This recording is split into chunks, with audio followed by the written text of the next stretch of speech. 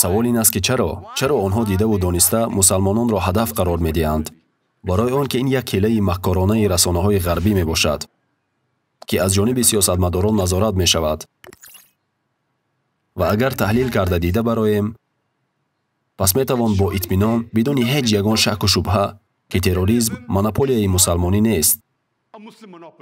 ин на танҳо монополияи мусалмонӣ нест, балки ҳатто хусусияти хоси мусалмонӣ нест. ин аслан аз ислом нест. ислом онро ҳаром кардааст. ман ҳамчун донишҷӯи улуми муқоисаи динҳо бо итминон гуфта наметавонам ки ҳамаи динҳо бечуну чаро мухолифи куштани одамони бегуноҳанд. бо итминони комил метавон гуфт ки аксарияти динҳо, шумо китобҳои диниеро хонед ки дар онҳо гуфта шуда бошад ки куштани одамони бегуноҳ манъ аст ва ислом дар байни ин ҳама динҳо мавқеи асосиро ишғол мекунад. ислом чуноне ки дар Қуръон омадааст, дар сураи 5 сураи Моида дар ояти 32 моро таълим медиҳад. ояте ки қори бароямо хонданд чунин садо медиҳад: касе ки новобаста мусалмон аст ё ғайри мусалмон, як шахсеро кушад, новобаста мусалмон аст ё ғайри мусалмон, он кас гӯё ки тамоми инсониятро куштааст.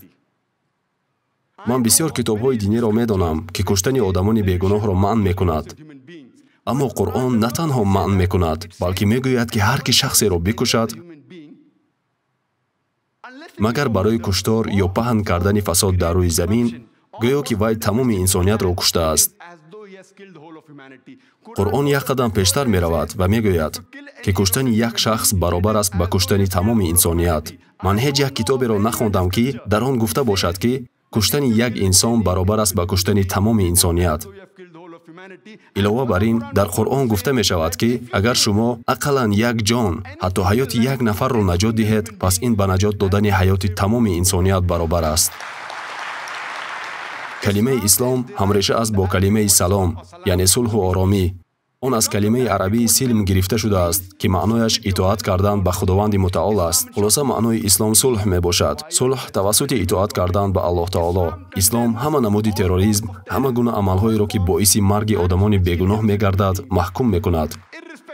хоҳ ин таркиши бурҷи дугоникҳо дар 11 сентябр бошад, хоҳ ин 7 июл ки бар асари таркиш дар Лондон беш аз 50 нафар ба ҳалокат расиданд. он вақт дар Нью-Йорк беш аз 3000 нафар ва дар ҳамлаи террористӣ дар Лондон беш аз 50 нафар, ё агар силсилаи ҳамлаҳои террористиро дар Бомбей дар соли 1993 гирем ки дар он беш аз 250 нафар ба ҳалокат расиданд, ё ин ки ҳамлаи террористии на чандон пеш 11 июли соли 2006 ки беш аз 200 нафарро бо худ бибурд. мо бояд онҳоро маҳкум кунем. мо ягон сабаб ва ё узре барои куштани мардуми бегуноҳ надорем.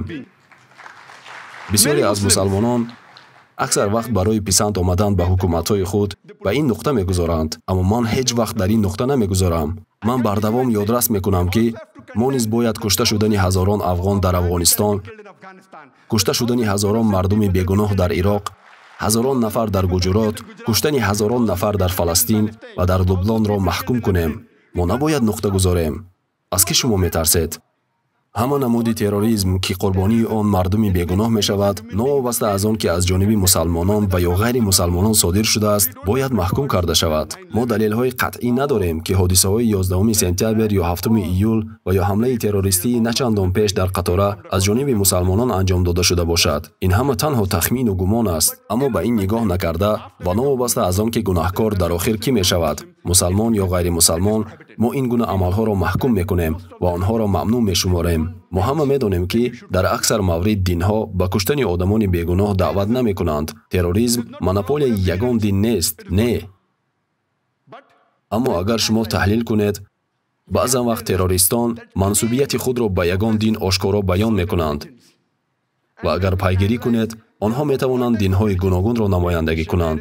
террористони насронӣ, террористони католикӣ, террористони яҳудӣ, террористони ҳиндуӣ, террористони мусалмонӣ, террористони буддоӣ, террористони сикхӣ, террористоне ки худро ба ҳар динҳои гуногун нисбат медиҳанд, дар ҳоле ки аксари динҳо куштори одамони бегуноҳро маҳкум мекунад. агар таҳқиқ кунем, ҳарчанд аллакай медонем ки динҳо ба куштани мардуми бегуноҳ даъват намекунанд, ба ҳар ҳол агар тадқиқот гузаронем ва бифаҳмем ки намояндагони кадом дин мардуми зиёди бегуноҳро куштанд,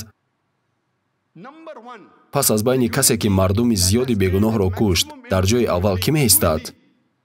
Кӣ? Гитлер. ӯ 6 миллион яҳудиро зинда ба зинда сӯзонд ва агар мо шумораи умумии кушташудагонро дар ҷанги дуюми ҷаҳон ҳисоб кунем, пас шумораи онҳо ба 60 миллион нафар мерасад. Дар ҷои аввал, оё ӯ мусалмон буд? Насронӣ буд? Йосиф Сталин ё амаки Ҷо тибқи баъзе ҳисобҳо 20 миллион нафарро куштааст. Вай 14.5 миллион нафарро аз гуруснагӣ куштааст. Хитойро мегирем. Мао Цзедун 14-15 миллион касро кушт. ӯ мусалмон буд? Мусалмон набуд. аз маълумотҳои архивӣ бароямон маълум аст, ки фақат танҳо Муссолини дар Италия 400 000 нафарро куштааст. шахсе ки инқилоби Фаронса ба номи ӯ гузошта шудааст, Максимилиан Робеспьер, зиёда аз 200 000 нафарро гурусна ва азобу шиканҷа дода, бештар аз 40 000 нафарро ба қатл расонидааст. Ашока чихеле ки ба шумо маълум аст, танҳо дар як ҷанги Калинга зиёда аз 100 000 нафарро куштааст. оё ӯ мусалмон буд? ӯ ҳинду буд? мо ҳам дар Рама як гӯсфанди сиёҳ дорем. аз рӯи ҳуҷҷатҳо Саддом Ҳусейн барои марги чанд сад ҳазор нафар ҷавобгар аст. аммо таҳриме ки Ҷорҷ Буш алайҳи Ироқ ҷорӣ кард, танҳо дар Ироқ боиси марги 5 миллион кӯдак шуд. дар як вақт 5 миллион. танҳо як таҳрими ИМА ва Созмони Милали Муттаҳид боиси марги 5 миллион кӯдак шуд. ҳатто дар Индонезия Муҳаммад Сухарто аз рӯи маълумотҳои архивӣ зиёда аз 500 000 нафарро куштааст. ӯ ҳатто ба Гитлер ва Иосиф Сталин ҳам наздик нест ва ҳатто ба Мао Цзедуни Чинӣ ҳам муқоиса карда намешавад. дар баробари ҳар яке онҳо ва дар алоҳидагӣ гирифта, ҳамаи мусалмонони зикршуда дар якҷоягӣ назди онҳо ночиз ба назар мерасанд. ҳоло ман намегӯям, ки онҳо ҳамчун пайравони дини худ аз рӯи таълимоти дини худ амал мекарданд. онҳо диндор набуданд, вагарна мардуми бегуноҳро намекуштанд. ассалому алайкум. тамошобинони шабакаи Ҳикмат ТВ, ба саҳифаи мо дар Инстаграм ва Телеграм низ обуна шавед ва моро он ҷо низ пайгирӣ кунед. суроғаи саҳифаҳо дар зери ин навор.